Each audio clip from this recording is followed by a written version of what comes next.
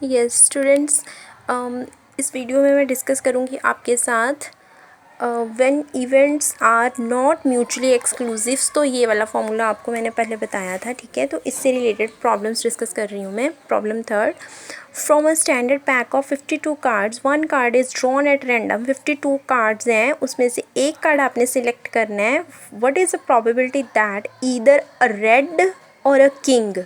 अब देखो, पहले ये चेकआउट करो आप कि ये कौन से हैं, एक्सक्लूसिव है या इंक्लूसिव है, ठीक है। अब देखो, जो किंग है वो रेड कलर का हो सकता है, रेड कलर किंग में हो सकता है, मतलब इन दोनों में कोई ना कोई कनेक्शन है।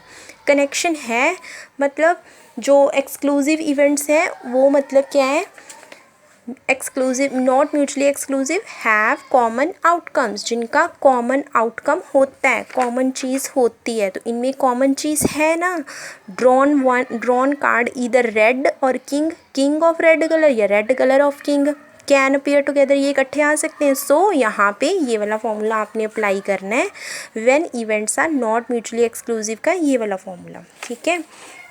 अच्छा, प्रॉबिलिटी ए रेड की 26/52 होते हैं, किंग 4 होते हैं 52। अच्छा, ये भी हो गया, ये भी हो गया। अब इंटरसेक्शन का क्या मतलब है? इंटरसेक्शन में देखो, इंटरसेक्शन मतलब दोनों में कॉमन चीज़ कौन सी है। किंग होते हैं 4, 4 में से 2 रेड कलर के किंग होते हैं, 2 ब्लैक कलर के किंग होते हैं, ठीक है। अब रेड मतलब रेड कलर के 13 पत्ते होते हैं जो। अच्छा, अब इसमें और इस कंडीशन में कॉमन चीज़ क्या है? ब्लैक की तो कोई पॉसिबिलिटी नहीं है, ब्लैक को तो निकाल ही दो। इसमें 2 रेड कलर के कार्ड होते हैं, इसमें 13 रेड कलर के कार्ड्स होते हैं। तो कॉमन चीज़ क्या है जो दोनों में एग्जिस्ट कर रही है? 2 रेड कलर के पत्ते ना, तो यहाँ पे 2/52 आ गया, ठीक है।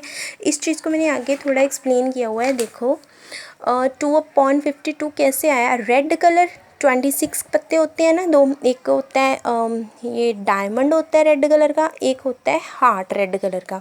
तो टोटल 26 होते हैं। किंग 4 होते हैं हमारे पास, 4 होते हैं किंग। तो 2 उसमें रेड कलर के होते हैं, 2 उसमें ब्लैक कलर के होते हैं। तो इसमें और इसमें कॉमन चीज़ क्या है? वो 2 है। तो दैट्स वाई 2/52 आया यहाँ पे, ठीक है, मैंने लगा दिया। अच्छा, बस फिर पुटअप करके आंसर आ गया। Next problem, a shooter is known to hit the target in 4 out of 5 shots. 4 out of 5 shoots मतलब 5 में से 4 शूट उसके सही लगे। Whereas another shooter is known to hit the target 3 out of 4 मतलब 4 में से 3। Find out the probability of target being hit at all when both of they try, मतलब प्रॉबेबल टारगेट किसने ज़्यादा अच्छे से टारगेट किया। Find the probability of target being hit at all, किसने सारे के सारे टारगेट किए हैं वो आपने निकाले। अब दोनों पहले इवेंट्स चेक करो। अब शूटर 1 एंड शूटर 2। शूटर 1 जो है 4/5 में से 4 करता है, वो 5 में से 4। शूटर 2 4 में से 3 उसके हैं। अच्छा, कॉमन चीज़ देखो, नीचे वाले तो नो डाउट अलग अलग है कि उसने 5 बार ट्राई किया, उसने 4 बार ट्राई किया, डजेंट मैटर उसने कितनी बार ट्राई किया। ऊपर वाले जो सक्सेस मिली है वो देखो, यहाँ पे 4 टाइम सक्सेस मिली है, यहाँ पे 3 टाइम। कॉमन चीज़ क्या है?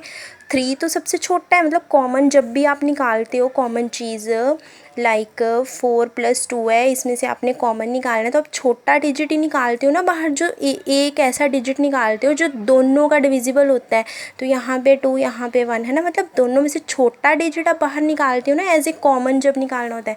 तो 4 और 3 में से कॉमन छोटा कौन सा कॉमन निकालना है? तो 3 है। तो 3 इसका इंटरसेक्शन वाला पार्ट होएगा कि probability shooter 1 intersection shooter 2 is equal to 3 shoot, ये कॉमन अपीयरेंस है, ठीक है। सो अप्लाई ए और बी, वही नॉट म्यूचुअली वाला फॉर्मूला। प्रोबेबिलिटी ए 4/5 है, बी 3/4 है, एंड जो इंटरसेक्शन है दोनों का कॉमन हिस्सा दैट इज़ 3/5, मतलब नीचे बड़े वाला डिजिट लेना है और ऊपर कॉमन में से छोटे वाला डिजिट लेना है, ठीक है। तो यहाँ पे आपका प्रोबेबिलिटी ए और B is equal to formula लगा के पुट करके आपका आंसर आ गया, ठीक है। अच्छा, अभी नेक्स्ट वाला जो कंसेप्ट है, यहाँ पे आपका हो गया, ये दोनों चीज़ें आपकी हो चुकी हैं, mutually exclusive and mutually not exclusive वाला portion.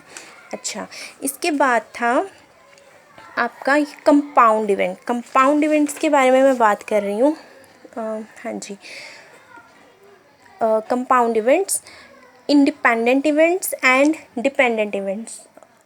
Independent and dependent events, इसमें क्या होना है?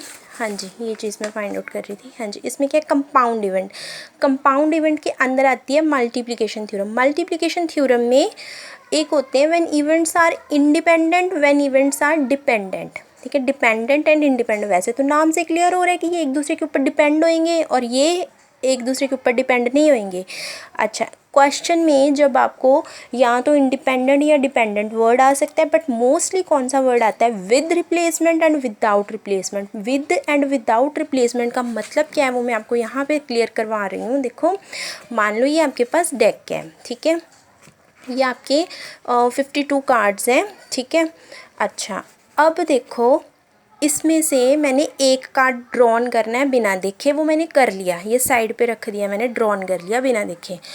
अब मैंने दूसरा कार्ड भी ड्रॉन करना है, पर विद रिप्लेसमेंट ड्रॉन करना है।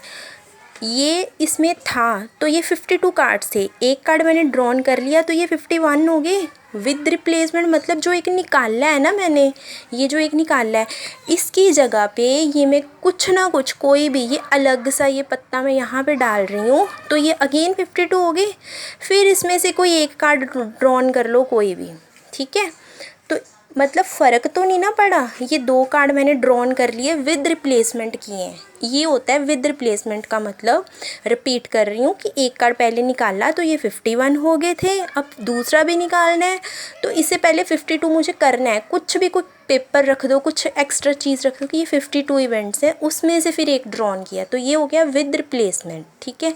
अच्छा, अब आ जाओ विदाउट रिप्लेसमेंट। विदाउट रिप्लेसमेंट में क्या करना है आपने, ये आपके पास डेक है, विदाउट रिप्लेसमेंट मतलब आपने पूरे डेक में से कोई एक कार्ड ड्रॉन करना है, कोई भी कर लिया। मान लो ये मैंने ये वाला कार्ड ड्रॉन कर लिया, एक कर लिया। अच्छा, विदाउट रिप्लेसमेंट है ना, अब मैंने दूसरा कार्ड ड्रॉन करना है।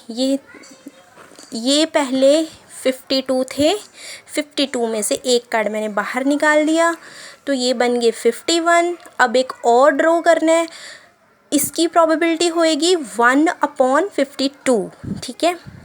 अब जो मैं दूसरा निकालूंगी उसकी क्या होएगी, 1/51, क्योंकि कोई एक्स्ट्रा चीज़ जैसे ये वाला पत्ता मैंने पहले रख दिया था, अब नहीं रखना। विदाउट रिप्लेसमेंट है, रिप्लेस नहीं किया उसमें, ठीक है।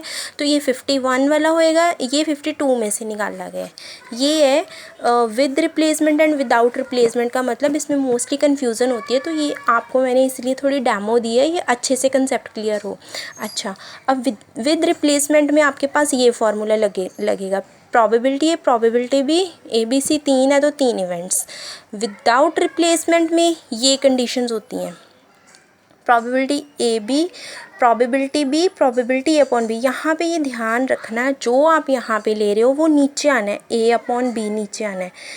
जो A यहाँ पे ले रहे हो तो यहाँ पे B/A आना है, ठीक है। अच्छा, अब ये चीज़ कैसे फाइंड आउट करनी है वो मैंने यहाँ पे डिस्कस की हुई है। A/B कैसे फाइंड करना है, प्रोबेबिलिटी AB/AB से, ये ऐसे फाइंड करना है, ठीक है।